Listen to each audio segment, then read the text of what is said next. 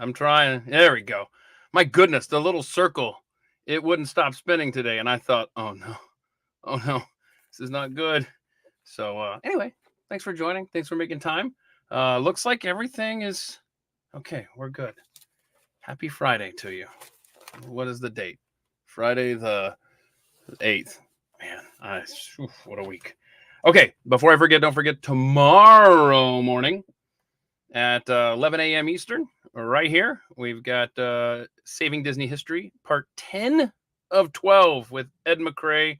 The professor is going to talk to us about, I think the topic is live action films and TV, if I'm not mistaken. Again, I'm trying to read my script, chicken scratch across the room there. But yeah, so that's going to be fun. He is chock full of great information, as always. If you've missed any of those episodes, there's a playlist here on the channel. Anyway, somewhere around in here. And so you can catch up about 2 hours for each of those shows. It's going to end up being 24 hours with Ed. I can't wait to bring you tomorrow's. Okay. Oh, another programming note. Sunday, I'm going to be on with Fury and Energy. He is a frequent participant, a Pat Head, Pat Gray Unleashed over my day job over at The Blaze. And Fury and Energy is his handle. Be sure to follow him. His Brutally Honest podcast coming up on Sunday.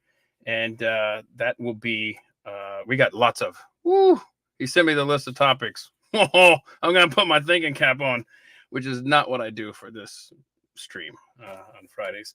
Okay, I just try to have a little fun here, but we do have quite a bit to cover with Brad 5 times August and Toby McEvoy, who I'll bring in just a second.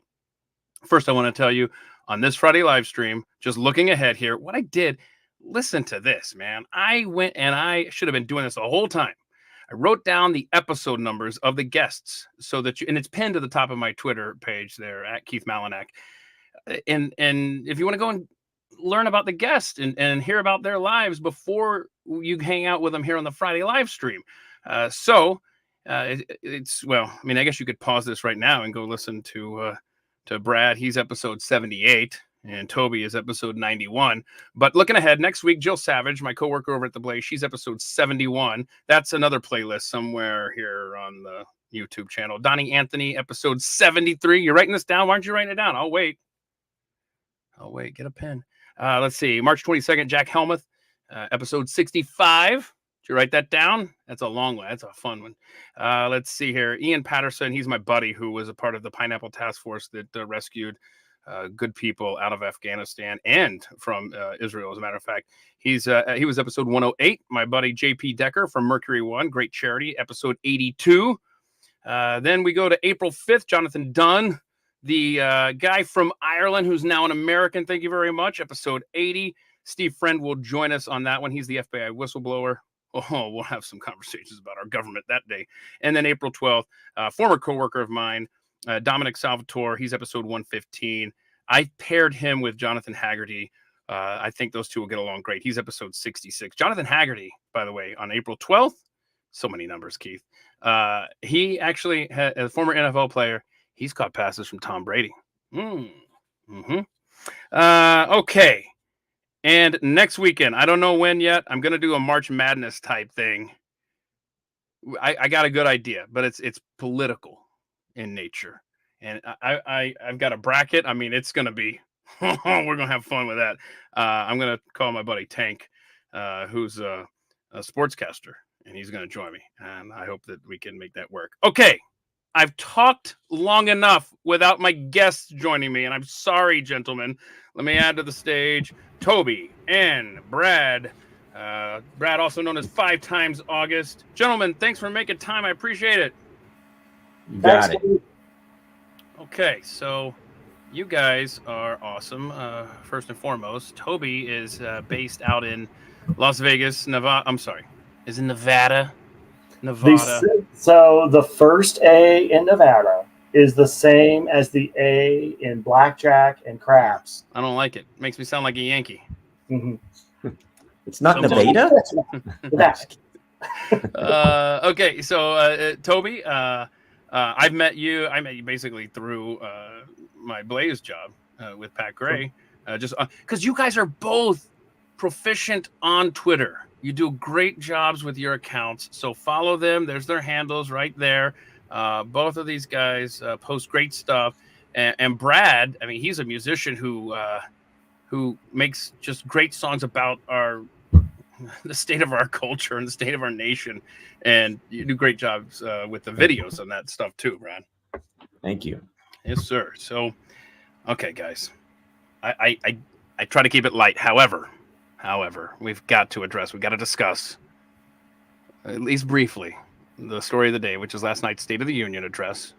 President Joe Biden spoke at us for a little over an hour. Let's see. Can you maybe give your impressions of that speech in one sentence, gentlemen? Toby, would you like to get first crack at this? Mine's easy. I didn't watch it. Smart man. I wasn't interested in what he had to say. I probably could have written it myself. Yeah. Oh, I just saw a video today after the show. We're going to play it on Mondays, Pat. It's the same speech that he's been given for 4 years. It's incredible how It's awesome. Same phrasing, same everything.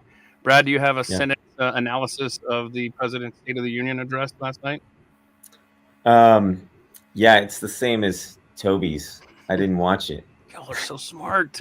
See, and I had the thought last night I wouldn't if it wasn't for my job as a producer. And that's why I don't feel like I have to. I know enough people who have to watch it for their jobs, who will reflect their opinions and summarize it and save me a lot of time. Yeah.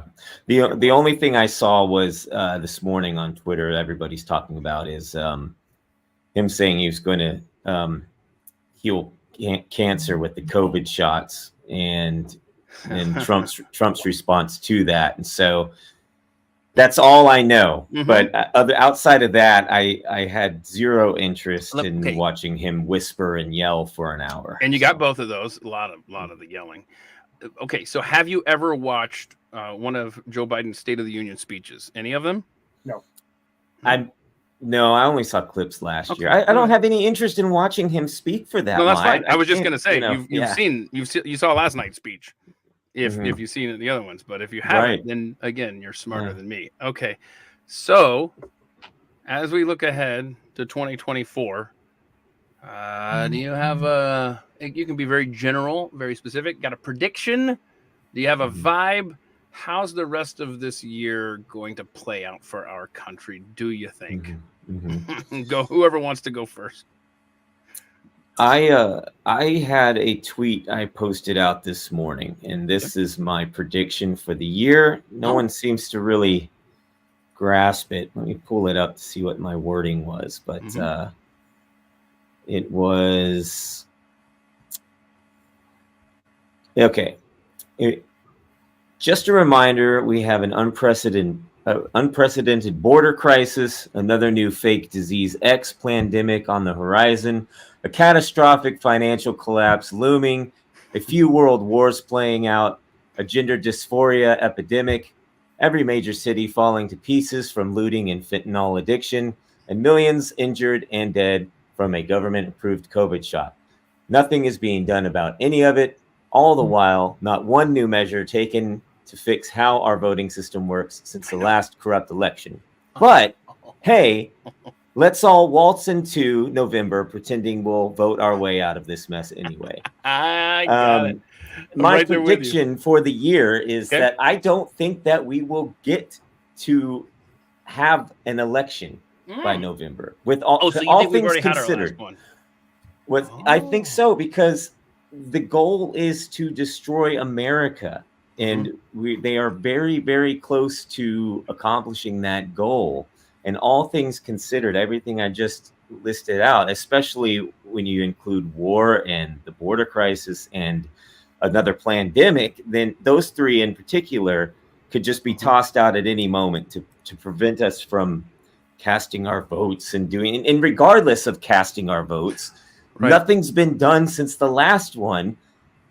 So it's just insanity to me. It's literally the definition of insanity. It's doing the same thing over and over again, expecting different results. And so that's just, 100%. And that's not even to speak of. There's a lot of bad people who just keep coming across the border, What do they have planned for us? I mean, remember a few weeks back, that guy from Iran who's like, you'll know me. You'll find out. Absolutely, we will. Seems like a nice guy. Yeah, he's totally nice. Yeah, I'm sure. So I'm sure that there's not going to be anything bad happen in that respect. That'll, of course, continue to affect our freedoms as well. Toby, what's your outlook for 20? Tell me it's rosy. Tell me things are going to be awesome. Yes, perfect. Yes. No. I don't think I can edit Brad's summary. Mm-hmm. Yeah. I can't, because I don't have a good imagination. I can't imagine what's going to go wrong to cause an election in November to get messed up again. I don't know if it doesn't happen or it does happen, but the will of the people won't be reflected in the results. Well said. You're a diplomat. Years of practice. Corporate jobs are like that. Anyway, I just can't imagine what some people we can't see have in mind to ensure that division continues and the promise to heal division continues. Nothing gets solved, and the disaster continues. I don't know when the fundamental transformation that we were promised several years ago is complete. It may already be. I think we're already there. So I get the feeling that you gentlemen are much like me. Apparently, the three of us don't trust our government. Crazy, right? So why would anybody not trust the government? I don't get it. Did you see the report came out just a couple hours ago? UFO report was released today by your government. Interesting, they drop it on a Friday. I don't know. Anyhow, no evidence whatsoever. We don't know anything about aliens or alien technology, or we got no private entities have this kind of technology. It's very strange. I got to read you this quote from the report here. Let's see here. Okay. Found no verifiable evidence that the U.S. government or private industry has ever had access to extraterrestrial technology. Let's see. AARO has found no indication that any information was illegally or inappropriately withheld from Congress. We assess that alleged hidden UAP programs either do not exist or were misidentified. Authentic national security programs unrelated to extraterrestrial technology exploitation. Wow, they just said nope, there's nothing here. Keep moving. I thought they admitted something last year. I did too. Like, I haven't had time to go back and say, wait a minute, we had witnesses from the military get up there and say, yep, we had this, we had to scramble this and crazy that. No, it was no. What did the quote just say? Hang on, because here's the explanation right here. They were misidentified authentic national security programs unrelated to extraterrestrial technology. Misidentified, yeah. So the witnesses were just wrong. They messed up. Crazy. Is the excuse? Yeah.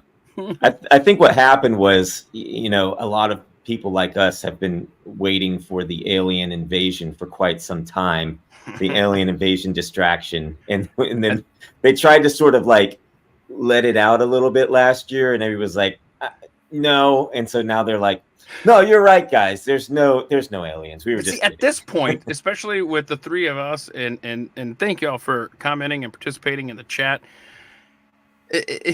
Especially with what the mindset of the collective here, what we have, what we're expecting on the horizon in the very near future in this country. Seriously, we're at the point where, please, just come on, aliens, get down here. Let's go. Please help us come down here and take over. Anyhow, okay. Or the lizard people underground, And we haven't seen a lizard person in public yet in a while, right? We had Tiffany Gomez here in Dallas.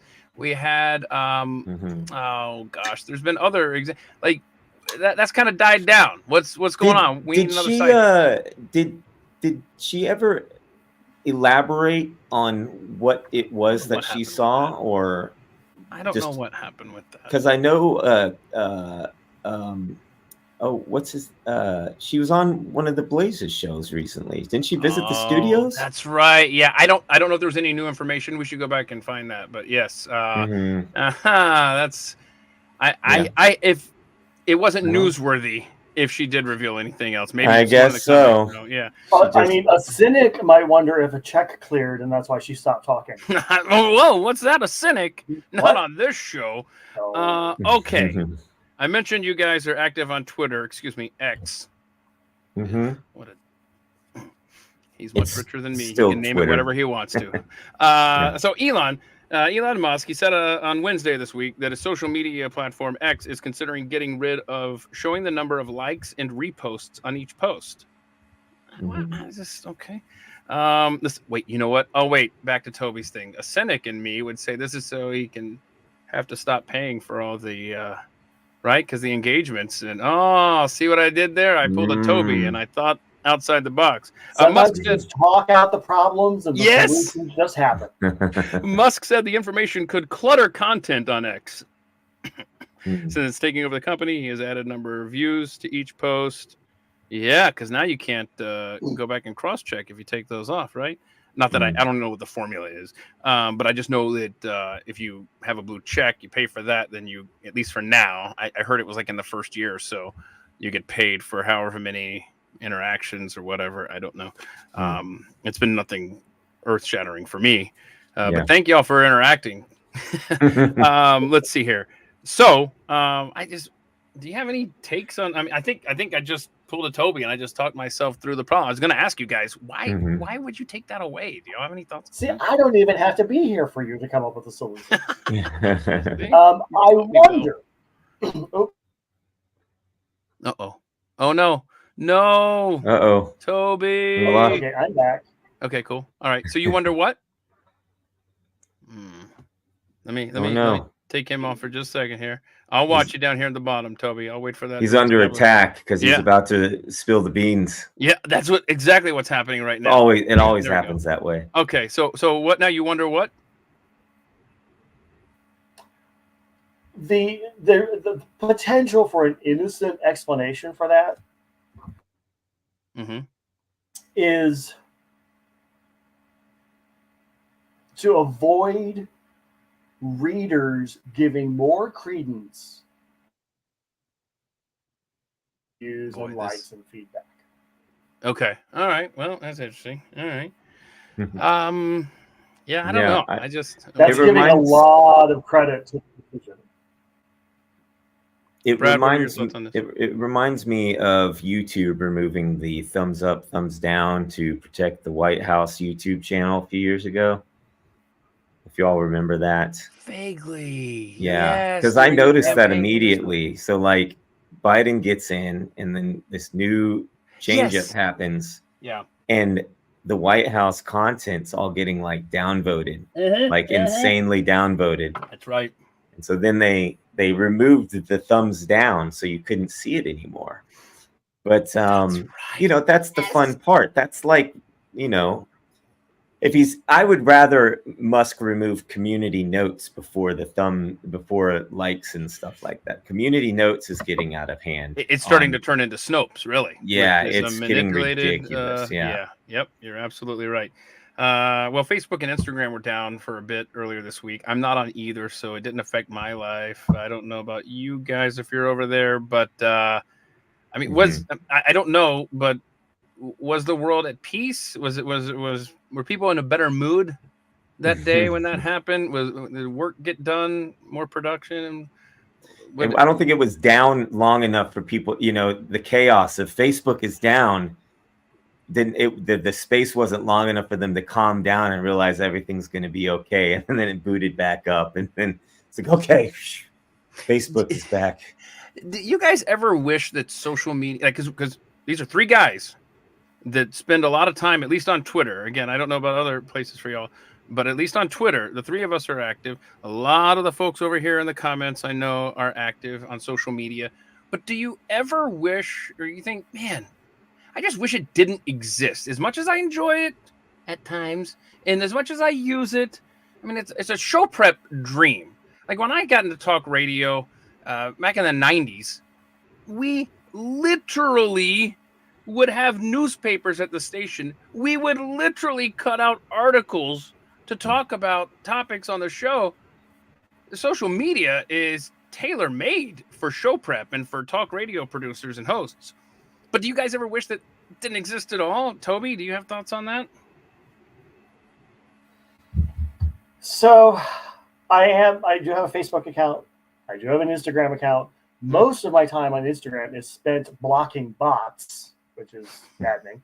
I do follow some musicians, some classically trained musicians, and some bands and orchestras on Instagram. So that's kind of fun to watch for brain candy. Facebook is a nice way to interact with people that I can't interact with locally. But there are topics I engage in X on that I would never bother to engage with my Facebook peeps, Instagram peeps. Yeah, neither of you guys would be here or I wouldn't know you, and you wouldn't be here certainly if not for social media, because that's where I got to know you guys. Yeah. Mm-hmm. Right. Yeah. Yeah, I think that social media isn't, it's an amazing tool that we have. It's just misused like the rest of the internet.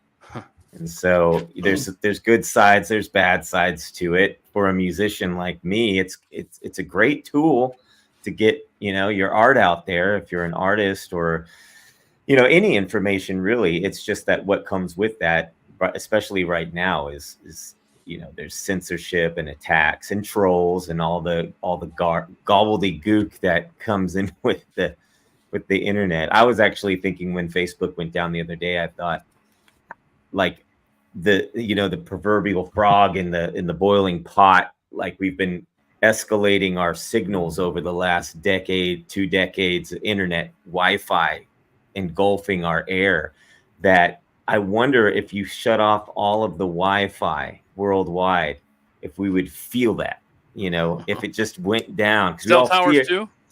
Everything that's in the air, because it does exist. It has to exist in some way. Yeah, I know. But like, when I wonder how that would feel if we just don't know it, because we've been warming up to it depends. 3G, 4G, 5G. It gets thicker and stronger. We don't feel it, and then one day, if it just went like that, if we'd all go, "Oh my gosh!" Yeah, well, okay, depends on the part of the world you're in, right? If you're in New York City and you have no internet access, I mean, that it doesn't take much in our society to have an excuse to riot. Where's my Wi-Fi? It's probably near the top of the list of excuses people would use. No? I think traffic on the highways here in Vegas would just stop, because I think a lot of people, a lot of locals, don't know where they're going without Waze or maps or those things. Right. And I judge that because of the Nevada plates I see on cars making 3 and 4 lane changes to suddenly find an exit that they didn't know they needed to take. And I think they just don't know where they're going. That's interesting. Yeah. Oh yeah. Yeah. Okay. There's a lot of skills we're losing with just absolutely internet. Map reading is one of them. Could you imagine giving a kid a map to get to drive 3 hours away? I never could fold them. I was terrible at refolding them. And then once you unfold that first fold, it's not going back. Yeah. I mean, gosh, I'm just thinking back to my first car. Like the door of my '87 Honda Accord was just all these maps were shoved down in the door and stuff, and then in the back pocket of I think I had multiple counties around Metro Atlanta and stuff. It was ridiculous, and I made sure that my kids learned how to read a map. At least I think I taught them. I need to test that out because it's been a while. And if I can find a map around the house somewhere, then I'll make sure and I'll see if they can do that. Because, man, you're absolutely right. There are so many people, like you just said, Toby, that live right there that have no clue. Like they have no. I bet they don't have any self-awareness either. Never mind, they don't have any kind of sense of direction or awareness of anything. Like if you had a conversation with that person that went across 3 lanes to make the exit in time, I bet if you ask them, hey, how do I get to whatever road? It may be a road that they're on every day and they have no idea what the name of it is, bro. Yeah. Okay. And that's, did you see that verbal video skills as well. Yeah, we've lost some of that. Mm-hmm. Did you see the video of the guy in the Tesla wearing the Apple Vision? Yes. Like so like that, if that's our future, you're not going to even know where you're going if you're wearing goggles and you're distracted the entire time. So that is on its way out, what you're talking about, being able to say, hey, you know, even just something like go down 3 blocks and turn right. If every time you get in the car, you know, because also what's going to happen too is my prediction. Here's another prediction for at least the next 3 years is the goggles turn into contacts and then the brain chip. So your brain, you're going to, people's brains and are going to be distracted with everything that's going on inside of their mind and eyes, but not what's out here. So I don't know. No. You know what I'm saying? What if that tool doesn't want me to go to a place I want to go to? They'll just remove it from the database. Right. Yeah, exactly. You wouldn't even know that it exists. So, yeah. 100%. Okay. Here's the thing, though. With the goggles right now, at least you know that person is zoned out, right? But when it goes to, you're absolutely right. When it goes to the contact lens, which, for the record, let me just say, if that's our future, I am so screwed because I don't wear contact lenses because I could never get them in. Like I gave up. So I have glasses that I don't wear. But my point is, you're not going to know who's zoned out, especially when it goes from a contact lens to brain chip. And when you see, you know how you see these videos of, oh boy, the American cities these days, don't they look so great with the people riding around on streets high on whatever? I mean, that they're going to be about as much with it as the people with, you know, the brain implants. They're going to be zoned out, and you're not going to know. Wait, are you looking at me? Are we about to have a conversation? No, you're okay. So he's somewhere else. Right. Oh my gosh, we're about to be. Yeah, we have to we're wait separated for them to now. make an actual bad decision first before we can judge whether they're worthy of our interaction. And we haven't even talked about AI. Oh my gosh, we are so screwed. I know that, and it's going to happen fast is the thing. Like it's been inching its way for a long time, but the snowball effect of like where we were a year ago with artificial intelligence is, you know, we're already so far past that now. With if you look at what the tools are that are out there, and it's funny because like you have these conversations online and people think you're insane for mentioning like, oh no, like, yeah, like last year I compared a video, they put 2 videos of Biden up the same day. It was when he was sick, and that video of him where he was like completely wide-eyed and he didn't blink. So they had that video up on Twitter, and the same day they posted one, they're supposedly from the same day, and he's like real squinty-eyed, and it looks like two completely different people. And I posted these side by side, and I said, one of 2 things is going on here. Either he's completely doped up on so much medication that he can't even blink, or we have an AI situation here with a deep fake. Either situation's terrible, but you know, people hear deep fake, our president, the government. Why would they, you know, they think that you're insane for mentioning that, but that's the track that we're on. Absolutely. And have been on. And so it's funny to see that sort of unfold, but it's pretty frightening. So that's the word. Yes. Gosh, man, happy Friday, everybody. No, you're absolutely We're all going to die. Yeah. We may not be bringing the fun of Fun Friday. Yeah.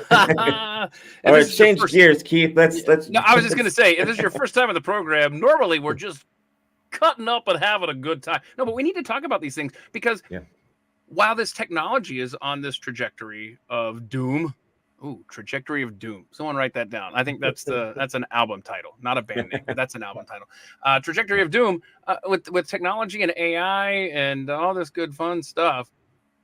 We haven't even factored into A, the government's role in all of this, and B, just the government itself and the trajectory of doom it's on. Anyway, it's going to be a good time. I can't wait to see how 2024 plays out. Okay, you want to light it up a little bit?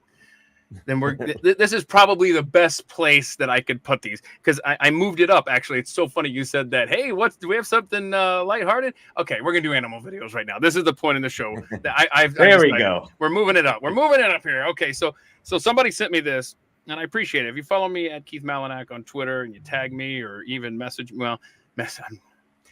tag me, and if I don't see it or anyway, whatever. I see. I let me back up.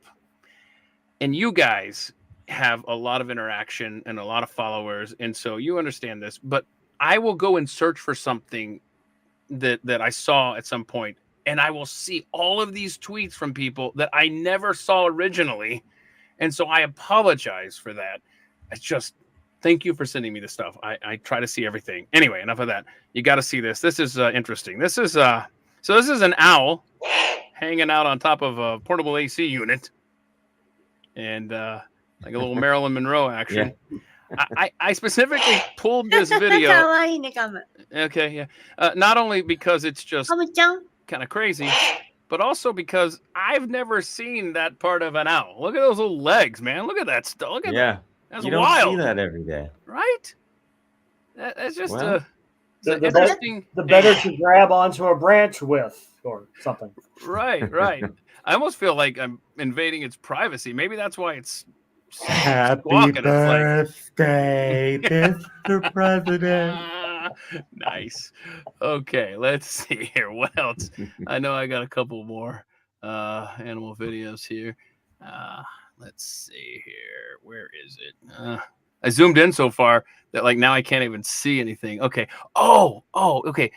I'm saving that. I got one more after this animal video. And it is wild, y'all. But first, this is okay.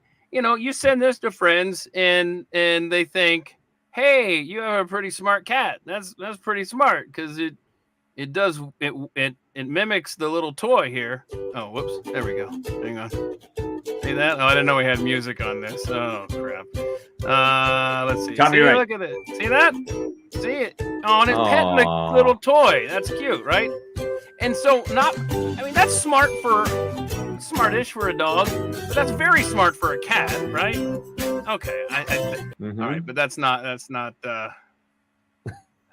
great as what I'm about to show you, because you think that I was wondering whether the music was added to the video or the music was being played as the cat was mimicking the toy. Oh, no, I think they added that in. Okay. Let's see. So by the way, I had a cat. Where's Gert? Where did my Gert picture go? Oh, I don't know. I must have moved it or something. The kids took it on. Anyway, I have a cat, Gertrude, who's no longer with us, but she used to play fetch. Oh, wow. And I seriously don't know where she is. Like the one time I mentioned her on the show and her picture's gone, it probably fell or something. Oh, actually it did. Look at that. I knew it was going to be. Oh, that's creepy, right? It's the ghost of Gertrude. And she's like, I knew you were going to talk about me today. Meow. Anyway, so smart for a cat, right? But you got to see this. You got to see this Chihuahua. Have you ever heard that? Anyone ever say that in your life? You've got to see this freaking Chihuahua. I think that's the first time. Yeah. Yeah. Oh, wait. Hold on. See? No, it's the second. That's the second time. You got to see this freaking Chihuahua. No, this isn't a Matilda video. Somebody sent me this. I have to explain this before I just hit the play button here. What you're going to see is the dog is on its hind legs. It's leaning against a bed. On the bed are balloons. Okay? All right? Nothing unusual yet. But you got to look closely at the dog. It's got like a rubber band in its mouth. It's pulling this rubber band. This is freaking insane. Remember how the cute cat was waving? Yeah, whatever, cat. Nobody cares anymore. You got to see this. Let me get this up here. Talented Chihuahua. And go. Look at this guy. Oh, cool. Shooting the balloons. Bro. That's awesome. Isn't that insane? Dogs are amazing. Yeah, but how do you even teach that? A lot of bacon. Yeah, a lot of bacon. Right. And then he watches them like, look at that. I'm going to see if that one's going off the bed. Come on, go. Oh, that's cool. I've never seen that. If I were to try that, the first thing I would hit would be my own eye coming backwards. Yeah. Right. Oh. Right. Yeah. Like, I couldn't do. Well, that's not really saying much, but it's I'm a deep fake. Yeah, it's a deep fake. It's a deep fake. All right, what else we got here? I wouldn't require a call to 911, but. My lights just went off. Did you see that? Oh, wow. It's creepy. You have mood lighting now. That's because the Ghost of Gert picture just fell behind the table and unplugged the lights. Yep. And I'm not gonna force you to wait for me to crawl under the table and plug it back in. Okay, so I sent you guys a story. I don't know if you had a chance to look at this, but there's a CNN article about U.S. cities. I feel like I should be telling ghost stories now. U.S. cities that will pay you, in some states, to pay you to move there. Did you guys, when going through this list, and we'll go through these cities, did you see any cities on here where you're like, oh, I would move there for 10 grand, 15 grand or whatever? Anything stick out? I mean, we got Tulsa, Oklahoma. You can get, if you're an entrepreneur, they come with stipulations, like 10 grand if you're starting a business or something. I mean, it's called taxpayers paying for that. West Virginia, Indiana, Topeka, Kansas. At a younger point in my life, the Alaska thing might have been interesting. Yeah. So that's what I was gonna say too. Yeah, let me run through this list and then let's focus in on that, because you said something that is very true. So Tulsa, Oklahoma, West Virginia, Indiana. If you're listening right now and you're hearing a place that hey, look into it, they might pay you to come there. Topeka, Kansas, the Shoals, Alabama, Kentucky, Rochester, New York. Okay, no, I don't think there's anything you can pay. Michigan wants you, and then Alaska, as you mentioned. Toby, you said something there. I want you to expound on it, because when Carrie and I were younger, before we had kids, I saw something like this, and it was like they give you like a plot of land. It was almost like an old homestead type thing. And so this was 25 years ago. Come to Kansas, live in the middle of nowhere, and you will own, I don't know what it was, 2 acres or something, and just please come. And so, but Alaska, interesting what their incentives are, but go ahead. I mean, so you would say that there was a time where you might have taken Alaska up on their offer, huh? Possibly 3 decades ago-ish, when I was less set in my ways. Yeah. It might have been interesting, but at this point, no, I can't imagine for the small dollar amounts that they're offering that it would be worth it to attempt to pick up my life here, or VRBO this house for a couple of years. Yeah. And the thing that Alaska's offering, it's just that it's called the permanent fund dividend, that it's from oil, right? From the proceeds that Alaska gets, and they separate them out to distribute it to all the citizens of the state. And so that's not really a pay you to come here, or here's some free land or anything. Right. It's just, and you have to be there for a year, by the way. So. Yes. And so I hope that comes with the education on how to deal with the months of darkness. Right. Can you imagine? Anybody from Alaska in the chat? Can you imagine? I've thought of that a lot, because I think Alaska appeals to the spirit in every American that somewhere in us is that I got to go find, at least in me, speaking for myself, I got to find that place in the middle of nowhere and just be there. And Alaska is kind of the top of that list. But yeah, what do you do about all the darkness, guys? So we've taken an Alaskan cruise, and that generally requires flying into Anchorage, spending a night in a hotel in Anchorage. And we did it in July. And so we get the large numbers of daylight. So you wind up with 10 p.m. bright sunshine in Anchorage. And then one has to imagine what it's like 6 months after that. Days and days. And I know there are special lights, and there are supplements, and there are people interacting to try to help each other through it. But to do that for 1 full year would probably be enough for anyone to decide if they want to stay there or get the heck out and go to a more normal place. No, that's interesting. I never thought of that. You'd have to supplement for the lack of vitamin D. Right. Wow. Yeah. What about you, Brad? You ready to pack up and move to the middle of nowhere? No, I'm never leaving Texas, but Alaska's the one state I haven't been to, so it's on the list. It's the last one I've got to check off, and it would be cool. I do like the idea. Like, what were you talking about? The state that'll pay you to come live on a little plot? Well, I know that 25 years ago, Yeah. Like there were several little towns in Kansas. Okay.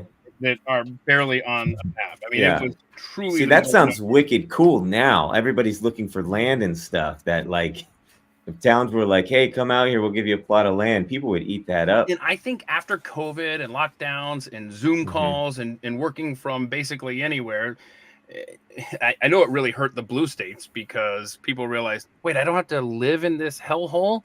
I could go to live on a beach somewhere and do my job there. I think even more so now, places like that in the middle of nowhere are attractive. And what I would also lack there is the skills to be plopped in a different state, in something rural. Here's your land. Go thrive. I'd be dead in about 3 days. Yeah. Oh. So that's the way I am with camping. I do a lot of camping. And I always think before the trip, oh, it's going to be so great. And then I'm miserable. So I have to take my son now. I can't just go on my own on these little excursions into the wilds. It requires practice. Right. So, but see, that's just it. When my son's with me, I mean, he is the Boy Scout, like he handles all the cooking. He handles the pitching of the tents.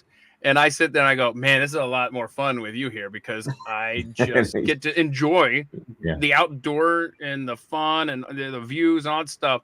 Whereas when I go camping by myself, I'm miserable. But here's the highlights on this Topeka stuff. Choose Topeka started in 2019, offering applicants up to $15,000 in incentives via employer match funding. Since then, more than 6,000 people have applied, with nearly 150 chosen. What? So it's not guaranteed. I would love to see what the list of qualifications are. Yeah. Or the ranking of attributes that cause people to get selected over others. Or you just cross illegally and go wherever the hell the government lets you go. Okay. Okay. Boy, this is a dark show, gentlemen. I forgot about this story. This is a Daily Mail article. Goodbye, America. A quarter of U.S. adults want their state to secede. Texans, Californians, and New Yorkers are closest to the exit. But can you guess which state wants out the most? We've already been talking about it. Texas? No. Alaska? Yeah. I would say Texas. That's what I figured. Before I read this, that would have been my answer. But I want to get this map up here because this is interesting. And there's a lot of interesting maps on here that I should have pulled. This is the only one I pulled, but I'm going to at least reference them. Let's see if I can make this look good on the screen. Let's see. So here we go. How many Americans want their state to secede? Would you support? This is the question they asked. Would you support your state seceding from the U.S.? Percentage of U.S. adults in each state who say yes. My gosh, I sounded like Joe Biden there for a moment last night at the State of the Union. Let's see here. You forgot to whisper, though. Look at Alaska. See, there we go. That's better. I fixed it. 36%. 36%. Yeah. Now, can I just say, for the record, California, New York, I see you. Bye. Right. Go do your thing. I think maybe Alaska's just like, I mean, we're over here, guys. we'll just do what we want to do anyway. And I can see where a messed up Washington, D.C. could really be inhibiting Alaskans from doing what they want to be doing. And to your point, Brad, about, gosh, it's surprising that the number one isn't Texas. Remember that Texas has all those big cities turning bluer and bluer and bluer, and those are the population centers. And getting back to being a cynic, the poll said Americans. What is Are they the retired folks? Are these taxpayers? Right. Yeah. I'd like to know a little bit more about the makeup of those Americans that were polled. And what's new? See, Vermont, North Dakota, South Dakota, Wyoming. Can y'all not answer the question? What's the problem here? Because I would love to see the Live Free or Die state answer this, and I would love to see the Dakotas and Wyoming answer this. I'd like to see what those numbers are. But after California, New York, and Texas, you've got Oklahoma, 28%, Nebraska, 25%, Georgia, 25%, Florida, 24%. I'm surprised that's not higher. Washington, 24%. But it's interesting that both liberal and conservative states are that's the issue. As we talk about the future of this country, both the left and the right are saying, can we leave? That's interesting. Utah's that low, 16%. Mm-hmm. I mean, I would have expected more there, or a higher number there. Yeah. Connecticut, what's the smallest one? Connecticut's the smallest, 9%. Okay. That's one thing about the Northeast, man. They just kind of get used to things sucking, and then they just live with it. Seriously, I mean, it's as one who has lived in New Jersey, that's not fair. I could say the same thing about Houston. So anyway, it's just like you get used to it. I'm just looking to see if there's any interesting numbers out of here. What do you think, Keith? Would you want Texas to secede? Yes. Yeah. See, I'm in the same boat. I feel like there's certain values here. Like, I think that has a lot to do with what's happening at the border right now. Is like, if you can make Texas weak enough, then we're not going to be able to. So it's like we should pull out before it's too late. That's a great point. Wow, that's a great point. Republicans favor secession more than Democrats. I'm trying to see what the number is though on this. Okay. This is a lot of crazy numbers here. Here we go. So 29 to 21%. So third of Republicans. See if there's any. Oh no, yeah, this chart here. Hang on. See, I should have pulled this, but I didn't. See if I can make this make sense. Like, this is not worth it. But Florida is like right on the average line there, and then you can see Alaska's way up here, and then way down here is Connecticut. Minnesota way low. What happened there? Ohio's kind of low down there. That's surprising. Okay, so the theme of this show is the end of America, apparently, because now we get to talk about. I cannot wait for this movie. It's going to be premiering at South by Southwest next week, and it is that Civil War movie, like the modern version of the Civil War.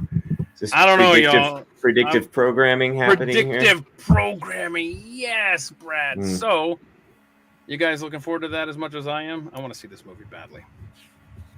Not really. There was a movie that came out in the middle of COVID that was like a big pandemic movie. It was literally just a movie about like what was happening. Like it looked like dystopian world and everything. And I was like, why would you go from being in the middle of living this to going to watching it in movie form? like that's how I feel about Civil War. We're on the brink of Civil War. That's what they're working towards. Right. And I don't want to go get any ideas. Okay. But maybe I want to see what life is going to look like a year from now. Yeah, that's true. I guess you could go see it just to get an idea of what we're heading towards. I'm happy to wait the year to find that out. Yeah. Trying to get. But see, the sooner we figure that out, the sooner we can get past it. So. Oh, look at you! Look at you! See, you found a silver lining. As depressing as this is, you found our silver lining there. Thank you, Brad. Okay, I was just seeing here. I just wonder. See, because what I want to do is I kind of want to have the first time I have two guests on here or a guest on here. Look at that. See, this is what it's like when we have an EMP or Civil War. You're just turning on the remaining battery life on your phone, and that's how you're lighting your world. No, I was just gonna say, I would love to get almost like a reviews from people. Who's coming up? Did I say next week? Jill and Donnie. When's the movie? Can somebody Google the release date for that movie? Because this article, I did not see it in here. I would love to know when it's April 12th. Got it. Okay. So my guests right after that, my fantasy football buddies. I don't think we're going to talk about. Can I predict what how this movie ends? Is that the transgenders win? Both of them? Predictive programming. Yes. So, no, because I was skimming through it, and it says something like the bulk of such reactions to Civil War seem to come from the left side of the political spectrum, and their take goes like this: regardless of the film's presumably pro-unity message, the film is uncomfortably timely and its us versus us warfare will become MAGA fantasy fuel. MAGA fantasy fuel. Awesome. Okay. Yeah. Was that written by an AI machine? It's the Hollywood Reporter. So yes. Yeah. Same question. Yeah. Okay. So here's a serious question. Do you and we're in our safety tree. You just tell me. No. Safe space. A safe space here. Do you think that is ultimately where this nation is headed? Because like you ask me at one moment in the day and I say absolutely. You ask me at another moment in the day, I say absolutely not.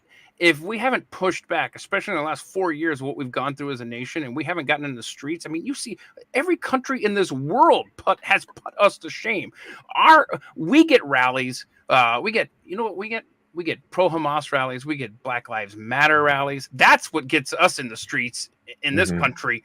Yeah. It's almost like we're just too lazy, as long as my internet's still working, as long as my Netflix is still streaming, whatever, just right, we're out of my yard. Well, I think that the example that was made, like emotionally we were getting there up until January 6th, and then the example was made to say, you stand up, we're going to make an example out of you, and we're going to take you out, and we're going to ruin your life. And so, you haven't seen anything since that happened. And even I've been to a lot of events. I went to DC about only a few weeks after January 6th for a big rally, and it was, everybody was telling me, you better be careful. I'm sitting there going, that's the whole point. Is like they don't want you standing up, and so we've become like kind of docile and complacent the last few years of just like, well, we can't, while everybody else on the other side of the spectrum is like looting and rioting and burning down, and you think of this, you're absolutely right. I mean, you've got political prisoners now that were up there for January 6th. And think about this, though. I will never forget. Well, so let's go back to April 15th, 2009. Does anybody recall big stuff was happening around this nation on April 15th, 2009? That was the day of the Tea Party rallies all across this nation. Okay. I self-edited there because I almost said great nation. Anyhow, no, I love America. I seriously do. It's tragic. Still the best place to be, unfortunately.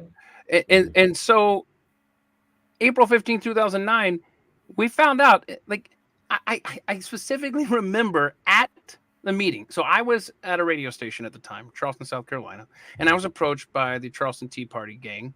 And I better choose my words carefully. Not a gang, great people. Sorry, patriots.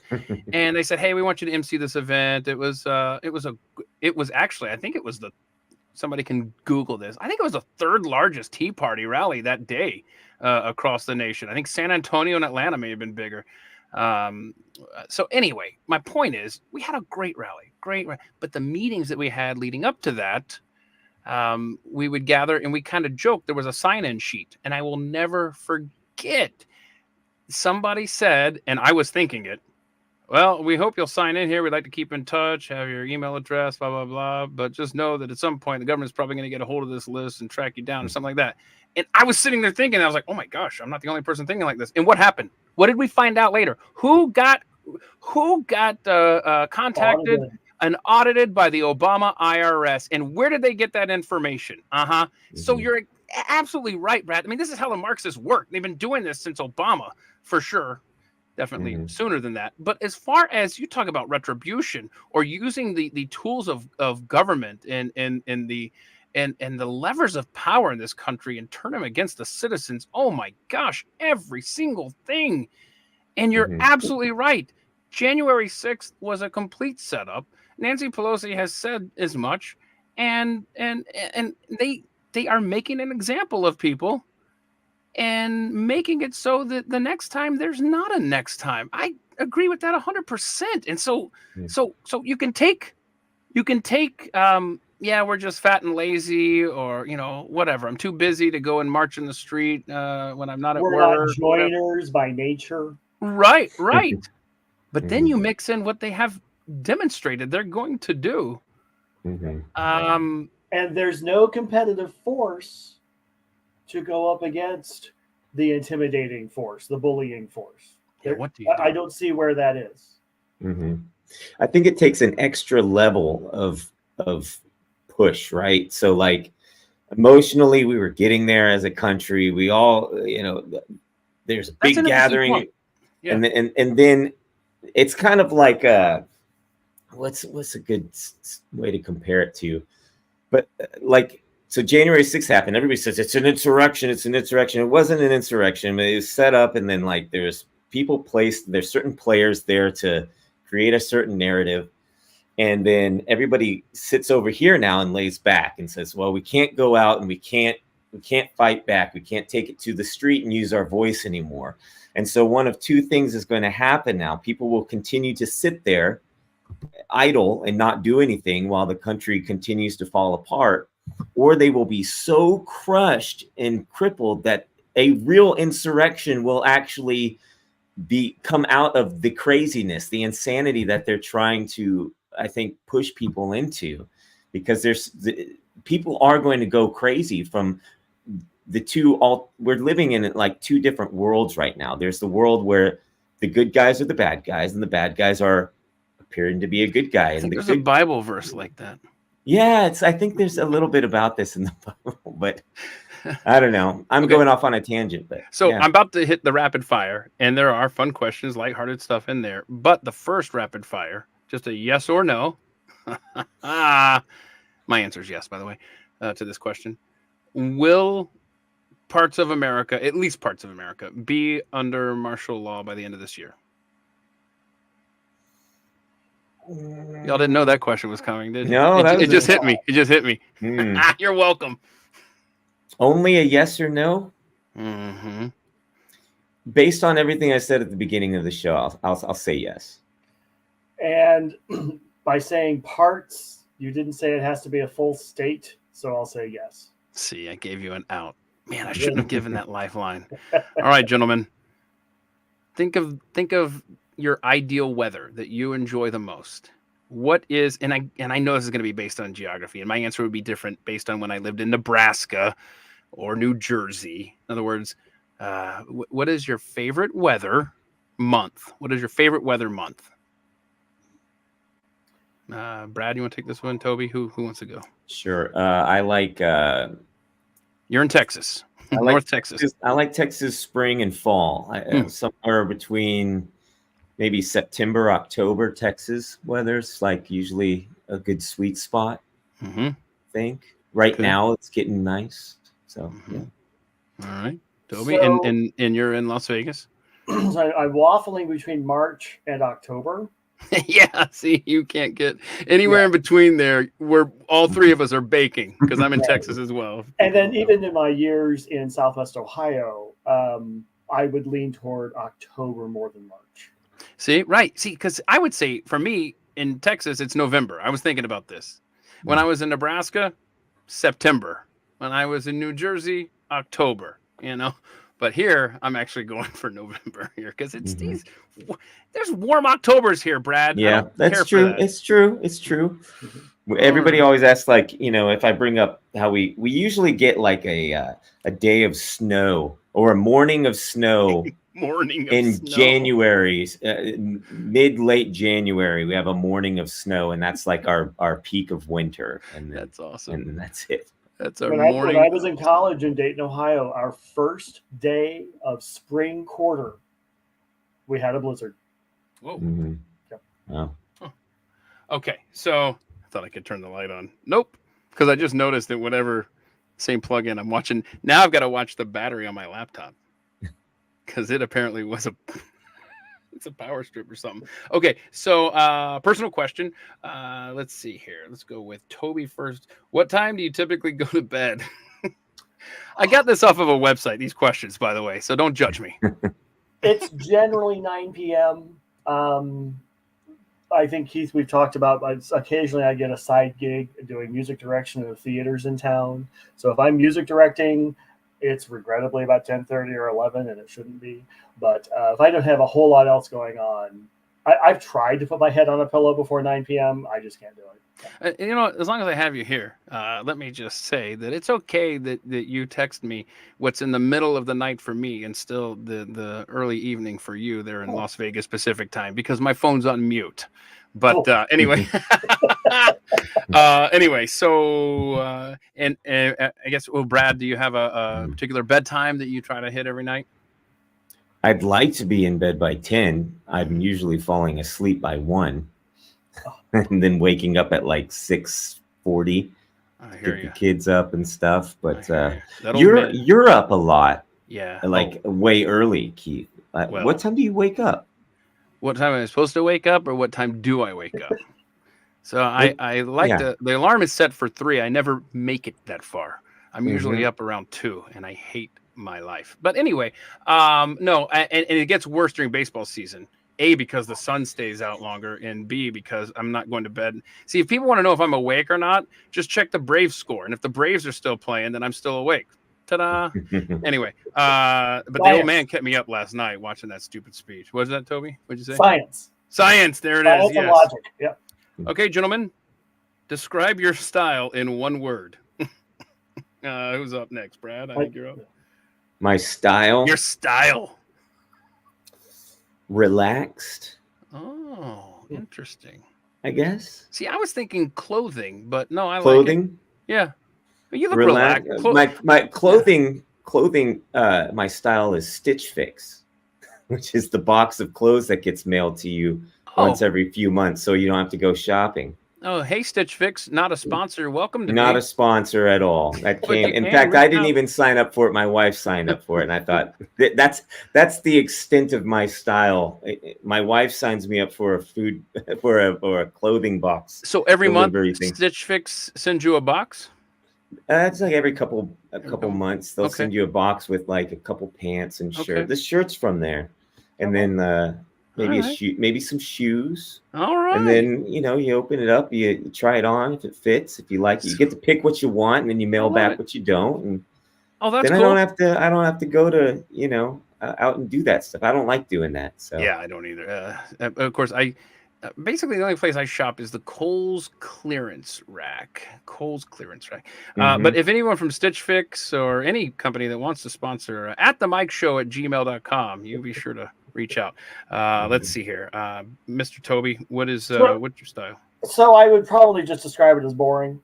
And I realize that means I'm violating 1 or 2 stereotypes I'm supposed to live up to. Okay. We have a problem here in this household that we kind of have to check each other's clothing to make sure we don't look like twins when we walk out the door. So it's generally a color check to make sure we just don't look like mirrors. That's awesome. Okay, so I'm just gonna go. If I have to, I'm gonna go with comfortable. I just like to be comfortable. That's my number 1 priority. So, what is your favorite card game? And I specifically chose this question, Toby, because you are a big bridge player. How many times have you heard that line? I bet that's never been uttered in the history of the world until this moment. You're a big bridge selected a question because I'm a bridge player? But you can't pick bridge, so I'm exempting bridge. But I know, but tell us about the bridge community, and are you the youngest individual in it? Well, I was up until we decided. Someone watched the time here and watched for the drop and through this. Oh no! Oh, the bridge. Look at that. The bridge cartel. How it started, and so Brad. As I mentioned, I do some musical theater, music directing in town, and I learned that many musical theater performers, many singers, don't read music. I'm one of them. So the domestic partner and I, he has a music education degree. We had decided, let's try to do something. Let's put together some classes or training or paperwork or something to get these people to learn how to read music, be better performers, sight read better, whatever. And as we started assembling research, approaches, teaching materials, we decided it would have to be easier to teach these people how to play bridge than to get to read music. And so we became certified bridge teachers, and all of our bridge students, we have about, let's see, right now we have 19 active bridge students. We've been doing it for a couple of years. I think they are all younger than we are. There might be a few that are right around my age. Wow. So you're keeping it alive, I should say. Yes, we are doing our best to keep it alive. We have our own little private club that meets on Sunday nights in someone else's home. And they're sanctioned games, and they're highly competitive. And so we've expanded our fraternity, and so we have a great time. Let me ask you this, Toby. And people can reach out to you. They're on Twitter at McEvoy TM. Yes. How long does it take the average person to learn how to play bridge? We can get you to be not a total clod at the table in our own club in about 9 weeks. 9 weeks. Wow. Yeah. Okay. So it's not like Go Fish. No. Prepare yourself, ladies and gentlemen. All right. So what is your favorite game if it's not bridge? If it's not bridge, and I just have a deck of cards in hand. And because you're in the land of card games there in Las Vegas. Oh, absolutely. Absolutely. But if I have a group of people and it's an indeterminate number of people and I don't know their skills, I play Oh Hell. Also goes by Blackout or 10 Down, but Oh Hell, find any Hoyle book. Oh wait, books don't exist anymore. Find any website that has rules in them, and Oh Hell is a great way to get started. Okay, Brad. I'm going to take a little different angle on this one and tell you my favorite card game is Uno. All right, yeah, that's fine. That's cool. Does that work? I don't know. Hold on a second. Boy, it's almost like a tomato. Is it a vegetable or is it a fruit? Is Uno a card game or a board game? But I guess technically it's there's no board. It's got to be. It's a card game. That's what I'm saying. You win. It's a card game. It's a card game. I played it as a kid a lot, and now I have kids, so I'm playing it again, and it's just easy fun, But I'm not big in the board games and card games very much. But another game that uses only cards, although not traditionally trick taking or pattern matching, is a great game called Chronology. Again, great for unknown numbers of people, large parties. And I think it bridges age gaps pretty well. But go look at Chronology for a nice party game to add to your arsenal. All right. And Brad, do you have any pets in your household? Yes, I do. How many? One dog. His name is Duke. Duke. All right. Is he running around the room there anywhere? Is he sleeping or something? No, he's up there somewhere right now. Usually he's here. By now at this point, if he was on the bed at the beginning of the show, he'd be down here saying, "Let me out of here." But he's not in here right now. Okay. All right. And how young is Duke? We adopted Duke about 4 years ago, and they said he was 5 at the time, but I don't think that he was. So I think he's younger than than he really was. So I would say he's maybe, I don't know, 7. What kind of dog is he? He's a mutt. Yeah, I don't know, but he's a sweet boy. Well, if he busts in the room at some point, hold him up for us. Mr. Toby, I have no idea. Do you have any pets? We have 0 pets. Oh, see, why did I pick this question, man? How dumb of me. But when we moved to Vegas 16 years ago from Cincinnati, we had 4 cats. Oh no! And they got to have a fun plane trip 2 at a time to get here. Excuse me. And so we had them for a while, and then we agreed as they were starting to pass away that once we were down to 0 cats, we were done being pet owners, and we have stuck with that for the time being. I remember you talking about moving cats. I remember my dad and I took a hell trip from Omaha, Nebraska, when we moved to Charleston, South Carolina. So I was an adult, and there were 2 cats at the time. Now Carrie and I hit a high water mark of 4 cats once. It was very brief, but there was that moment. But my dad and I had to drive a U-Haul from Omaha to Charleston, and this big cat carrier sat between us with no extra space on either side of us. It was not pleasant, and especially when you try to sneak them in. I'm not paying $50 a cat to stay at this hotel. And so I would sneak them in the back door, and they'd just carry this heavy thing. Ugh, you're giving me flashbacks, Toby. Happy to help. Sounds like a scene from like a comedy movie with like a guy trying to sneak his cat in. He's got under his shirt. Yeah. Nope, I just wanted extra blankets upstairs. It's so cold in here. No, you talk about it being a comedy. I mean, there were this entire trip. Sometime I'll have to post this on Twitter or something. This entire trip was a freaking nightmare, and I ended up typing out the story, and it was like a dozen pages of mishaps along the way, snowstorms, traffic jams, sitting on the interstate in Memphis after an ice storm, and just rolling down the window talking to the trucker because we're just sitting on the highway. But one thing I will say is there was one morning we were trying to get out of the hotel, and Gert, the ghost, right here, Gert, she decided to climb into the mattress, and it's got the felt underneath it, and she would not come out. So I just turned it sideways, and I started playing Pinko, trying to get to her, or Plinko from Price is Right. Started punching out holes in the felt, trying to get the cat out. That was not a good trip. Okay, salty or sweet, Toby? Salty. Okay. Sweet. Look at that. I'm so glad it was different. Oh, cool. Let's see. Okay. Oh, swimming pool. Are you cannonballing in, or you just take it one step at a time? Dip your toe in. What do you got, Brad? If it's a swimming pool, I'll probably. Well, it depends on my mood. Yeah.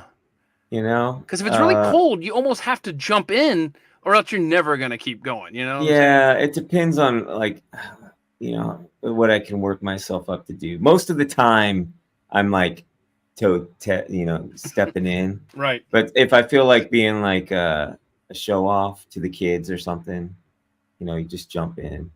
Because we were like outside of the pool realm. We were in Hawaii not too long ago with the family. We took a little hike to a waterfall, and it was really cold water. But I was like, we got to get in this thing and experience it. And like, it was really cold, but you get in, and you got to just remember that it's all mental. Because even if it's a pool, like if you get in and it's cold, once you get out, you feel really great.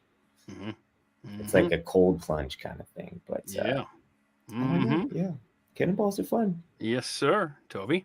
I would probably default to stepping in carefully, because I've been a klutz.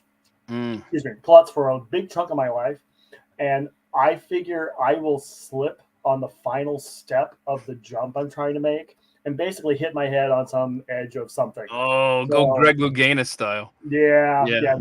That's me right there. You're right. Yeah, admittedly, the step into that cold pool that Brad described there, it's going to be lots of quiet profanity on the way in. I know, right? Yeah. Oh, God. Absolutely. Okay, so speaking of swimming pools, this is the worst transition ever. Let's talk about spring break, because it's that time of year, gentlemen. Did you see that the city of Miami is like, all right, we've had it. We're done. And they are employing a lot of police presence. They're like, we're not tolerating, any kind of drugs or any kind of drug possession, or we have DUI checkpoints all over the place, early beach closures, curfews, bag searches at the beach. All right, Miami, we got it. You don't want us here. So anyway, I thought I would ask you guys, with it being that time of year, any big were you guys big spring breakers? Brad, did you do anything fun as a kid? No, not really. When you mentioned spring break, I think of this one spring break about 4 years ago, where my kids went on spring break and then never went back to school because COVID took over the world, and we've been on spring break ever since. But no, not really. We didn't go on any, not that I can remember. Going specifically a spring break vacation. I can't remember many of those growing up. Maybe we did. Maybe some of the memories I have are spring break memories, but I just didn't know. Because it's kind of a new phenomenon, really. Like the last, I don't know, when did it really start? Maybe the 80s? I really don't know. Yeah, like MTV made a big deal about spring break, and because it used to be just, hey, we're going to the zoo this week. And then it became this industry Let's go to the beach. Yeah. Toby, big spring breaker. Totally, right? So, remember your earlier question about style? And I answered boring. Boring, yeah. Yeah. So no, I didn't do anything for special for spring break either in high school or in college. I graduated college in 1989. So your description of spring break becoming really popular only somewhat recently is very valid there. Yeah. I don't think I remember even hearing classmates talk about traveling from Dayton to places where the sun was prominent in March for spring break. Now, the closest thing I got, though, I think it was our second trip to Vegas as tourists. We did enjoy what I called Sin City during Holy Week. Oh, no. Yeah. So we were here much of the week between Palm Sunday and Easter one year. And again, it's that March weather here in Southern Nevada that's really intoxicating. Yeah. Boy. Senior in high school, me and 3 buddies. Oh, you're going to love this, guys. We partied, the 4 of us, in a trailer in South Georgia on a farm. That's all we did. For the whole spring break? Oh, the whole spring. That was our spring break. Yeah. I mean, it was pretty. It was peaceful. Although my buddy got his Ford Escort stuck in a rice field or something that was muddy. So we had a spring break with an Escort. Yeah, Ford. There you go. Ford. Okay, so I saw this story about drinking 2 liters or more per week of artificially sweetened beverages, the equivalent of a medium-sized fast food diet soda a day, raises the risk of an irregular heartbeat called atrial fibrillation by 20% when compared to people who drink more, a new study has found. And it talks about the quiver and the flutter in the heart and all that good stuff. It says that a similar number of added sugar beverages raise the risk of the condition by 10%, while drinking 4 ounces of pure unsweetened juices, such as orange or vegetable juice, no thanks, was associated with 8% lower risk. Anyway, this headline is really what caught my attention in this story. It was that diet and sugary drinks boost risk of atrial fibrillation by up to 20%, like I just mentioned. But it's one of, I could have picked any headline from the last couple of years that would be similar to this. Fill in the blank. Apparently makes your heart have issues now. Who knew, right? It's so interesting that we're learning all this new science about the dangers of stuff like sugary drinks for your heart that we didn't know before. Could it have been, is there anything else that's been kind of injected into our society in the last few years? Could maybe have a similar effect on no, Keith, no. The sugary drinks. Barely nothing. No. Yeah. Barely. Our pursuit for a root cause of an increase in heart troubles across a wide array of ages could be. I don't know why we would just keep looking for more and more reasons and causes and sources and catalysts, and we're just never gonna find why all that happens. Yeah, it's weird. It's just we'll never understand. Yeah, I've got a collection that's pulled up. I can't share it with you, but here's some headlines for you. Video games could trigger deadly heart problems in children. Study. This is from 2022. Climate change, heat waves affect heart health. Experts say. Sure. And we've got artificial sweeteners behind. That's, I guess, relatively close to what you're saying. And then straight up, it's heart attack season is another article. That's okay. This is what I started to look for. It's heart attack season. And what's the subtext of that headline? Because if it's the one I think of, it's like, shut up, please. I don't have any sub. It just says it's heart attack. It's a screenshot. It's heart attack season, but it's funny. Yeah. Now, that could be a completely different article, or it could be the one that I'm thinking of that says it was recent. And I think it said it's heart attack season or something. And then it says underneath, it says young athletes are suddenly having heart issues. Young, healthy athletes, it's like, and scientists and doctors are baffled trying to find the cause of this. Yeah, that's what I've got another one pulled up here that says the little known heart attack that's striking fit and healthy women as young as 22. What could it be? I don't know. But also completely unrelated, one free donut if you get a shot. Yeah. Okay. So here, okay. I have so much to say here. Yeah, I know, right? I can't wait to see what YouTube does with today's video. But the people watching us, I would say generally speaking, and it's a very large audience today. Shout out to Brad, 5 times August retweet, I bet. Anyway, so lot of people there in the comments, I'm sure, are the same mindset as the three of us, and it's that we obviously don't trust what was forced upon the society, and we have thoughts. But I wonder if the average, like, I don't know, I have no idea if my neighbors, if I knocked on their door right now and showed them those headlines, Brad, I have no idea what their reaction would be. Because I know my neighbors and I converse with them, especially in the summer out doing yard work or something like that, but not to the level where we've talked about, say, the COVID jab. But I wonder if you presented those headlines, what would the average person in America today? We've talked about the mindset of our countrymen right now. If you showed them that, I wonder what the average person would say. Like, oh my gosh, what's causing it? Or would they just go, oh, yeah, it's definitely the vaccine. Like, I don't know what the average person. No, they wouldn't. The ability to connect dots is far gone. Like, I think for most people, COVID and the shot is, they're trying to move past it, and we're so pummeled with other information every day anyway that talking about this shot for a lot of people, I talk about it every single day, especially on social media, but for most people, that's ancient. We did our thing and we got it, and then now we're moving on. So I think, like, they would take these headlines one at a time and consider them, right? Oh, artificial sweetener. Oh, shoveling snow. Yeah, I've heard about that. And all these things, but they wouldn't connect it, right, to anything. Yeah.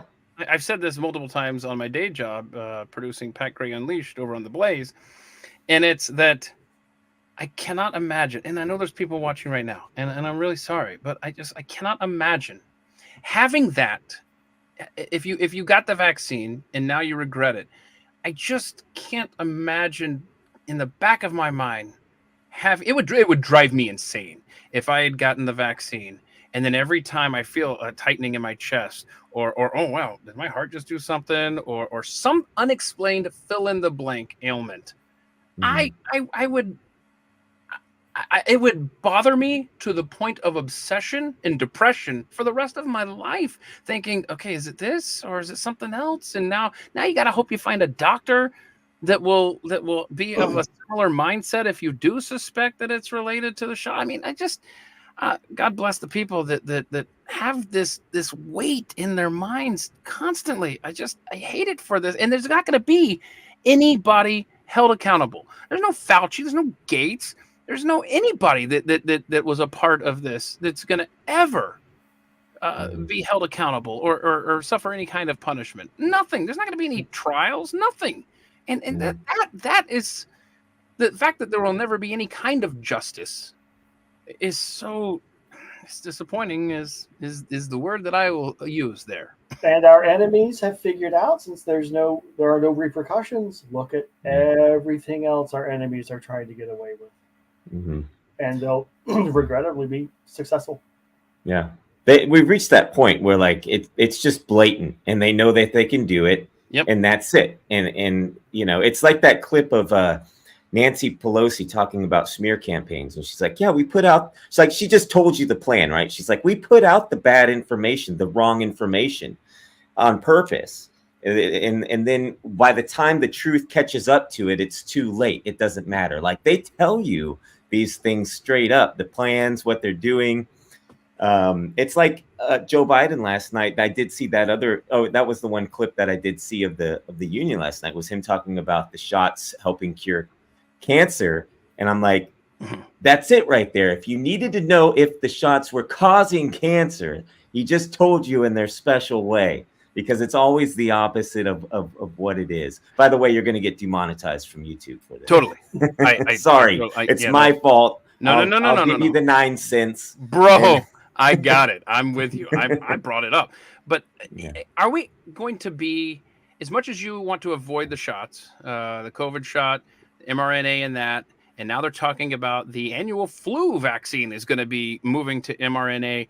Are we going to be able to outrun mRNA even if we never have another needle in us the rest of our lives? Because it's in the food coming up, apparently.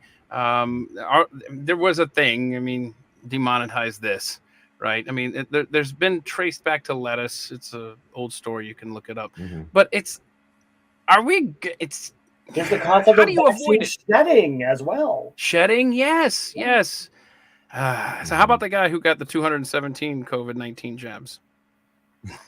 And didn't that article say like only 134 of them could have been verified? Verified. Okay, and you're like, wow, only 134 are verified? Right. There's so many questions with that. Like, who allowed that, first of all? Right. And then I immediately go, like, I looked at that article and I was like, I looked at a few articles talking about that story. I'm like, it keeps saying German man with like no name, no, nothing. 62. And so, but I'm like, AI authored article. Yeah, exactly. But the thing that was funny was watching like a lot of the pro-vax people saying, utilizing this one piece of vague information to say, look, the shots are safe and effective. I'm over here going, so you have mountains of stories from people saying that they've been injured or lost a loved one or have experienced some kind of reaction after taking it. And it's all anecdotal. None of it counts. But then this guy over here who has no name or face, he's German guy, has had 217. Over the course of 29 months, by the way. Yeah, that's proof that it works. So don't worry about it. Here's an outlier. Please treat him as normal. Right. Yeah. Right. So I'm really bad at math, but I did some math on this. 29 months, 217 shots. Somebody check my math. It works out to an average of one shot every 4 days. That's mental illness. Mm-hmm. Yes. Yeah, that's addiction. I mean, oh shoot. I spent a couple of years in an IT department of a pharmaceutical clinical trials company. And one of the things, if you choose to do injections and you want to turn yourself into a human pincushion or a lab rat, there are restrictions on, hey, I want to do this shot. Well, did you do this one, this one, this one? Or how recently have your previous ones been? So I'm a little surprised that there aren't enough restrictions on all of these injections he seems to have been taking, that he's able to hit that rate. The result of that. I mean, like you said, even if 134, even if that verifiable number is accurate, it's still insane. Right. Yeah. But it's German rules, not U.S. rules, and right. Wow, we don't have time to speculate on that, I'm sure. Honestly, though, I'm more impressed of him being a miracle of science. Not that he didn't get COVID after 217 shots, but that he hasn't had other issues after two. That's the miracle here. If he can hide his third arm, I'm sure he's fine. Okay. Well, look, Brad, you're very talented and you've done some great songs. There's one about Fauci that applies here. There's other ones. I mean, you have written some great stuff. First of all, tell everyone where they could find your stuff and your songs specifically. Mm-hmm. And then tell me and us if you're working on anything right now that we should be on the lookout for. Is there a topic or something that you're writing lyrics about right now? Mm-hmm. Right now, at this moment, I'm writing about Toby and Keith in my brain. Wow. Listen to you. Yeah. Really? The band's 5 Times August. I started 5 Times August when I was 18 and had a whole career in pop music and music licensing to film and TV and commercials and stuff, and toured the country. Switched gears in 2018, and I started a family music project called the Juicebox Jukebox, which was an album I made with my kids, and started making these little animated videos, which incidentally gave me the skill and know-how that I needed to create animated videos once I became something of a protest artist in the era of COVID. And so, if you go to 5timesaugust.com, you can check out the music and listen to the songs. And most of them are still up on YouTube. Some have been taken down, but they're out there. It's been something else to Spotify too, right? Spotify, Apple Music. But you don't get the benefit of the video. Yeah, you spend a lot of time on the animation or what have you that goes along with the song. Yeah, I think particularly this audience, you go look up 5 Times August on Rumble. You can find all the stuff on there. But the videos are like an extension of the song for sure. It's like there's the song, but the other half of what I'm saying is through the visual. And so there's an animated piece to it that's really important. And it tells more, more to the story. Absolutely. All right. Anything on the horizon that you're not at this exact moment? I'm not saying, are you writing lyrics as we're talking? I'm just wondering, is there anything that you're working on right now? Yeah, I'm working on a song right now so one of the great silver linings that has come out of this era is that artists like me, we've all sort of connected and have gotten to know one another and collaborate a little bit. Joseph Arthur is one of them. He's been a good friend of mine. Singer-songwriter. We re-recorded one of his songs back in, I think it was November last year. And there's another band called The Defiant that released an album last year, which is sort of a super group of guys that got kicked out of their bands for not taking the jab. And it's led by Dickie Barrett from the Mighty Mighty Boss Stones, Pete Parada from The Offspring, and Greg Camp from the band Smash Mouth, who wrote the song All Star. And so I'm working with I'm working on a song with Greg right now, and Pete's going to be on drums for that one as well. And what's that super band name again? It's called The Defiant. I love it. Yeah, and so their album's really great. Actually, I've got their record right here. I'll do a plug for them. Oh, so, cool. There you go. Nice. There's a record. Very good. Okay. There you go. Very good. Let's see. I want to scroll back up here in the comments because Sue Mariani had a question. Here we go. I'm putting this up on the screen. Hi, Toby. Did you already mention your restaurant ABC game? I'll go back and listen later. No, we haven't done that yet. It's something that you talked about in our conversation. What episode number were you, Toby? I mentioned 91. Episode 91. There's another playlist here on the YouTube channel that has interviews. What episode number were you, Brad? Do you remember? I think you said 73 earlier, 73, which I wouldn't have known otherwise. Yeah. I only learned that today. I'm really organized. I don't know if y'all see this or not, but yeah. So anyway, go back and listen because you talked about Toby in that interview. Yeah, Toby is 91 and Brad. Yeah, did you say 78? Yes. Okay, there we go. Okay, 73. 78. 78. Okay. Yeah, 78. That's your magic number. Okay, so Toby, tell us the ABC phone book game. I love it. Well, and it kind of required the existence of phone books. Yeah, that's fair.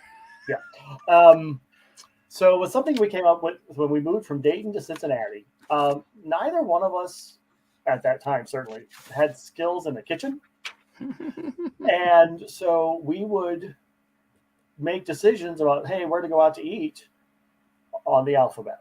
And it's far easier to do with a phone book. And so the first time we did it, we just, okay, here are all the A restaurants. Pick one, go. Cuisine didn't matter. Locale didn't matter. And it wound up being a great way to learn a new city. Where all of the neighborhoods, how the highways connect. Is this a safe place for me to go? Do I want to make an early dinner reservation or is a late one good? So so when we were in Cincinnati, I think we got A through T. And then partner Chris started traveling a lot for his job and things got really busy. We never made it all the way through the alphabet in about 10 years. So we moved here to Vegas and decided to do it again. We've been around the alphabet a couple of times. Now, it's hard, as I said, harder to do without phone books because a lot, even Vegas.com, you can go to getting an alphabetical list is really, really hard because these restaurants want to make sure they get seen and they'll pay plenty of money to get the tops of lists. Okay. So alphabetical lists of restaurants are extremely difficult to come by. Gotcha. But now we just get to the point because I think we've been through 2 or 3 times Now it's first off, do we have the time to go out and eat? Let's face it, that's gotten expensive. Mm-hmm. It has gotten possibly a little bit more expensive than our salary increases have. What? Yeah, I know, right? And then there were a lot of places that just closed after COVID, and not a lot of new places are starting up, because that is one of the other rules. So to avoid chains and any other repeat trip through the alphabet, it has to be a place we've never been before. Okay. If we choose to repeat a place for the difficult letters, Q, J, K, X, Z, then we have to take someone with us that's never been before. Oh, that's cool. That was kind of our little exit ramp to deal with the difficult letters. All right. I like that. That's really fun. It was fun. It was great fun. Yeah. Okay, so you alluded to the cost of things, and this economy is obviously wrecked. Of course, we ain't seen nothing yet. Anyway, I sent you guys a story about credit scores. Obviously, the credit scores can range anywhere from 300 to 850. That's the range. I wanted y'all to guess, and I shouldn't have sent you this one. But anyway, the average credit score for Americans is 717. Now, I thought when I first pulled this story, because I pulled the story before I had a chance to read it, and I thought, because the headline was something like, hey, credit scores are going down, blah, blah, blah. And I thought, oh, boy, let's see this. And when you read the fine print, like the story, it just says, yeah, last year they were 718 was the average, and now they're 717. Whoa! Everybody panic! Right. You talk about clickbait, man. So credit card utilization, though, is at 35%. A year ago at this time, 33% of purchases were made on credit cards. Highest share payments of late payments ever. 30 days past due. That's 18%. 18% of Americans are paying their credit cards late. A year ago at this time, it was 16.5%. That's not good. In fact, this is the fun fact from the story. I don't want to say fun fact, but it's interesting, I'll say, considering the average credit score in America right now is 717. Back during the housing crisis was when it bottomed out. The average credit score back in 2008, 686. So that number at least has a ways to go down. But I don't know. I guess I just found it interesting, that story. I don't know why I did. Just did. So. It's Biden's economy, man. He's making a difference. That's right. Yeah, they'll keep telling us it's a good economy because they need to keep telling us that we shouldn't believe our eyes, our balance sheets, our own experience. We don't believe those things. We're supposed to just believe the headlines, and here's the information for you to parrot so you can be a free member of society. Yeah. That's garbage. Everything's good. Everything's great. Everything is awesome. Okay, just so y'all know, this young lady right here, her name is Alexa. Hello, Alexa. This is the most pointless article, but I read it anyhow, and it just talked about how Amazon. Oh crap! All these people listening right now. I'm so sorry. I told myself I wasn't going to do that. I was gonna write her name on my whiteboard, but I forgot to do that. So anyway, so now you know her name, and so she just talked about how Amazon has ruined her life. I mean, it's kind of a fun article, but it's kind of Anyway, Alexa, show me. Yeah. So anyway, and so I thought. The only reason I brought this topic up because we do deep dive topics here. So this article that I read about made me think, you know what? If I were her, I might consider changing my name, or I might consider going by my middle name if that happened. And then I got to thinking, you know what? I don't like my name anyway. But I've never given really deep thought to like what would I change it to? Like if I could have named myself, I have no idea what I would have come up with. Sure, so it would have been Keith. Sorry, Mom, love you. Hi. Anyway, so I just wondered, guys, Brad and Toby, have you do you guys like your names? You ever thought about changing it, or are you good with your names? So I'm the only one with the complex here, I bet. No, I remember as a kid, because keep in mind the Toby that you see printed there. That's the legal name. It's not short for Tobias. Somehow mom won that argument over dad that the given name is Toby and it's the legal name. But I even remember times as a kid thinking, how on earth am I going to take this name into adulthood and make it sound believable as an adult? Because it sounds either like just a diminutive child youthful name, or it's a popular pet name. Yes, I know. Or the guy on The Office. That's who I think of now. Oh, okay. Yeah. So it has worked. I haven't thought about changing it. And I think you asked about nicknames at one point. Very few nicknames stick. However, in the theater community here, one of the shows that I worked on, about 10 years ago, they started calling me Toblerone, and it has stuck, and it has been delightful. So. That's awesome. All right, it's sticking here now. So, Brad, I mean, you kind of have a name change in a way. But I mean, did you ever, when you were growing up, did you think, man, I don't want to be a Brad? Or have you always been fine with it? I don't think so. Because I didn't mind being Brad. Well, my actual full name is Bradley. It's a Bradley name, but I've always gone by Brad. But I think since like the day I was born, I always got a different name. Like the story goes that the nurse when I was born was like, "What's his name?" And my mom said Bradley, and she goes, "Bratley." And so starting from that point, and then with the last name Skistimus, I get all kinds of mishmashes. So right, and I specifically have avoided saying your last name because I knew I would trip over it. Yeah. Hold on a second. I have no idea. Where were you born? I was born in Arlington. Really? Arlington, Texas. So you got a Bratley in Arlington? Yeah, she said Bratley. And so then my sister adopted that name for me growing up. So she called me Bratley. She still calls me Bratley. But then, and then I've got my one-man band, 5 Times August. So people say Mr. 5 or Mr. August all the time. So I have like a plethora of these names. So I'm just fine with, Brad's the most normal name I think I could have.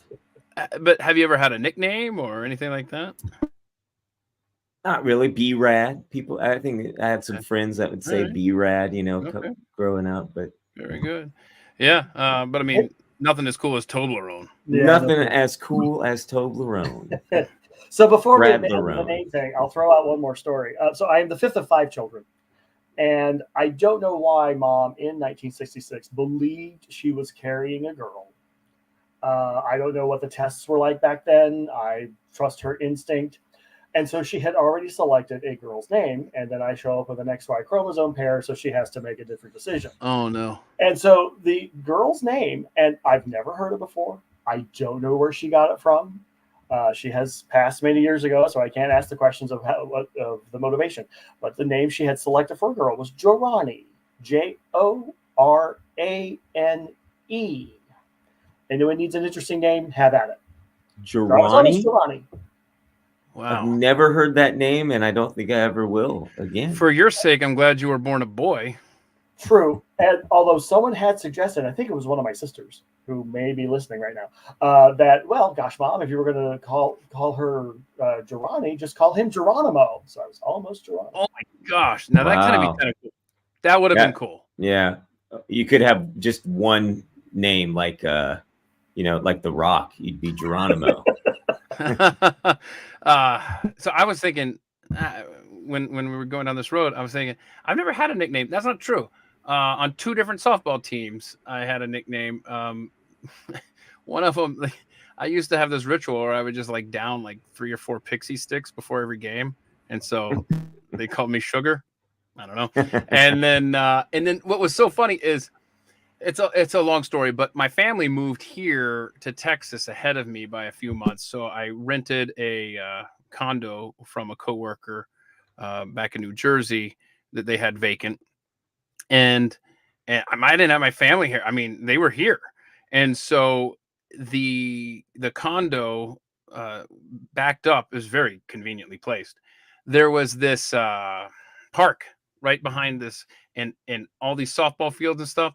And I just started going over there every night and just sitting and watching these random games and stuff and realizing who needed players. And so I got on 2 teams, actually. I think I've told this before, so I'll make it quick. But on this the one team, I was the best player, and we lost every game.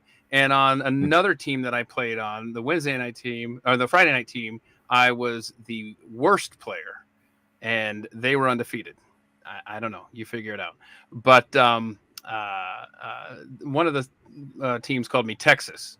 And I kept trying to explain to them, no, I've never lived. No, I mean, yeah, I lived there a long time, but no, I'm about to move there. Yeah, Texas. Okay, no, they didn't know much about me. Yeah. Anyway, you just reminded me that my nickname when I was in track was Skits, because my last name's Skistimus, but they did shorten it to Skits, Skitz. That actually is a pretty common nickname amongst my family. So okay, the fun. Yeah.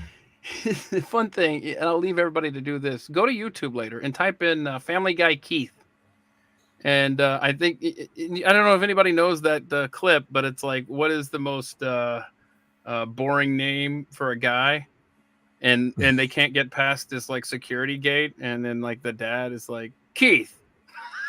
And it lets him in. And then there was another scene. What was that movie with the Hoodwinked, right? The Hoodwinked movie.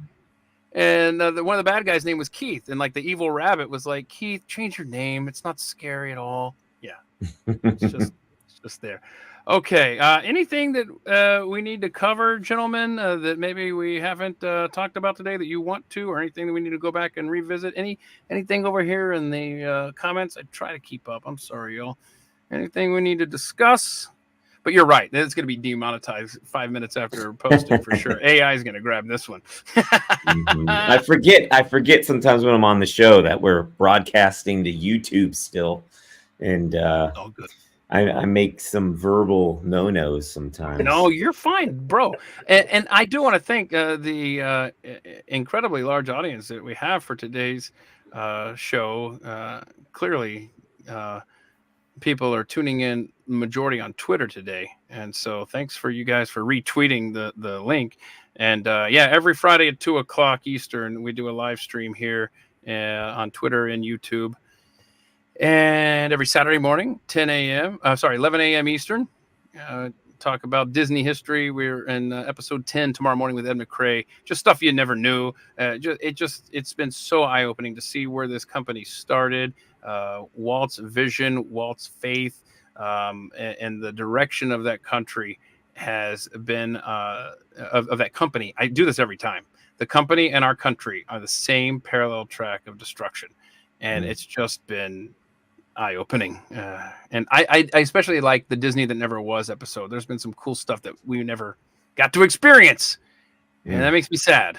But thank you, Danny. Danny's always there joining us for the live stream, so that was cool. And I don't know, after we do the Disney history, y'all, on Saturday morning, 11 a.m., I have no idea what's next after that.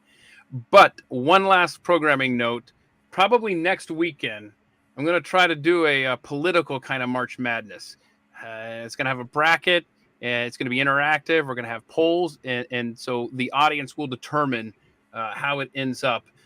Just think politics and basketball bracket kind of mixing. So we're going to, once I get that all ironed out, and I'll let you know when we do that as well. I mean, will the final be what flavor of Armageddon we'll be experiencing? What flavor of Armageddon? Yeah, that... boy, I better do that. I better do that soon, because it feels like it's fast approaching. Anything we need to cover, guys? Trajectory of Doom earlier, so that's the bracket title. That's well, awesome. Yeah. That should be the title of today's podcast: Trajectory of Doom. Man, I appreciate both of you guys for joining us. 1 week from today at 2 p.m. Eastern will be Jill Savage, my co-worker over at The Blaze. New show coming that features her as the host, and Donnie Anthony, who is a friend of mine involved in local politics here in Texas. And what did I say at the beginning of the show? If you want to go and get to know our guests before they join us, that's going to be episode 71 for Jill, episode 73 for Donnie. Guys, thank you for making time. I hope you have a great weekend, and my gosh, thanks to everybody for tuning in. I hope you guys will be here next time as well. Until then, yeah. Be well. Have a happy weekend, everybody. We'll see you later.